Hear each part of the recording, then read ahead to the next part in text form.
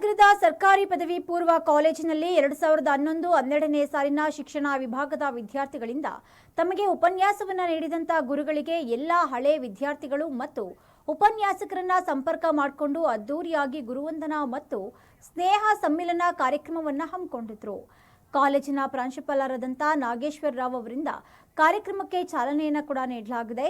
ಕಾರ್ಯಕ್ರಮದಲ್ಲಿ ಎಲ್ಲ ಉಪನ್ಯಾಸಕರು ತಮ್ಮ ವೃತ್ತಿ ಜೀವನದ ಬಗ್ಗೆ ಮತ್ತು ವಿಶೇಷವಾಗಿ 2011-12ನೇ ಸಾಲಿನ ವಿದ್ಯಾರ್ಥಿಗಳೊಂದಿಗೆ ಕಳೆದ ಕ್ಷಣವನ್ನು ಸ್ಮರಿಸಿದ್ದಾರೆ.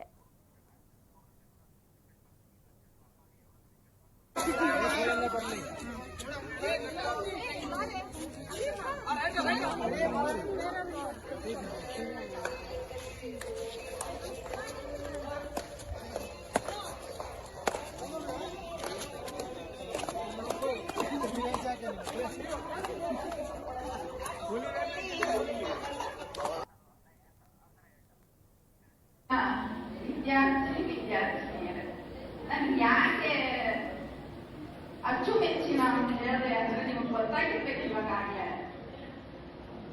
ನಿಮ್ಮ ಎಲ್ಲರನ್ನ ಬೈದವರು ಹೆಚ್ಚು ನಾನೇ, ಬೈಸ್ಕೊಂಡವರು ಇವತ್ತು ಮತ್ತೆ ಬಂದು ನಿಂತು ಇಲ್ಲಿ ನನ್ನ ಬೈದದ್ದನ್ನ ನೀವು ಸ್ಮರಣೆ ಮಾಡಲಿಲ್ಲ.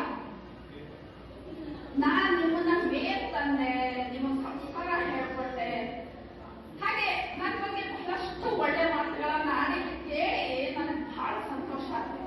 ಯಾಕಂದ್ರೆ ಇವಾಗ ನೀವು ಯಾವ ಲೆವೆಲ್ಲಿಗೆ ಬೆಳೆದಿರಿ ಅಂದ್ರೆ ಹಂಸಕ್ಷೀರ ನ್ಯಾಯ. ಹಂಸಕ್ಕೆ ಹಾಲು ನೀರು ಸೇರಿಸಿ ಇಟ್ರೆ ಅದು ಬರೀ ಹಾಲನ್ನೊಂದೇ ಕುಡಿತದಂತೆ, ಸೇರಿಸಿಟ್ರು ಕೂಡ. ಹಾಗೆ ನೀವು ವಿದ್ಯಾರ್ಥಿಗಳಾಗಿದ್ದಾಗ ನಾವು ಬೈದದ್ದನ್ನ ಇದು ಬೈಯುವಿಕೆ ಅಂತ ನೀವು ತಗೊಳ್ಳಿಲ್ಲ, ನಿಮ್ಮ ಜೀವನಕ್ಕೊಂದು ದಾರಿ ಅಂತ ಅನ್ಕೊಂಡು ನೀವು ತಗೊಂಡ್ರಿ. ಹಾಗೆ ನಿಮ್ಮನ್ನೆಲ್ಲ ನೋಡ್ತಿದ್ರೆ ಅನಿಸ್ತದೆ ನೀವು ಬಹಳ ಉದ್ಧಾರ ಆಗಿರಿ. ಬಹಳ ಸಂತೋಷ ಆಯ್ತು. ನಿಮ್ ಕ್ಲಾಸ್ಗೆ ಎಲ್ಲಾ ಪಾಠಕ್ಕಿಂತ ಒಂದು ಲೆಸನ್ 15 ದಿನ ಮಾಡಿದ್ದೆ ನಾನು.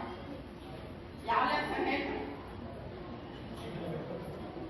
ಅದು ನಾಟಕ ಲೆಸನ್.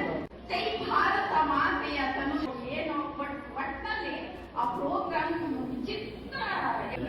ನನಗೆ ಗೊತ್ತಾಗೋ ಹೆಸರುಗಳು ತೆಗಿತಾ ಇಲ್ಲ. ಅವ್ರು ಹೇಳ್ತಾರೆ ನೀವು ದೃಷ್ಟಿಗುಣ ಇಳಿಗುಣ ಸೀಮಾ ಅಂತ ದೃಷ್ಟಿಗುಣ ಅಂತ ಹೇಳಕ್ಕಾಗುತ್ತೆ. ಬೆಂಗಳೂರು ಬೇಕ್ರಿಂದ ಎಕ್ಸಾಂಪಲ್ ಕೊಡ್ತಿದ್ರು.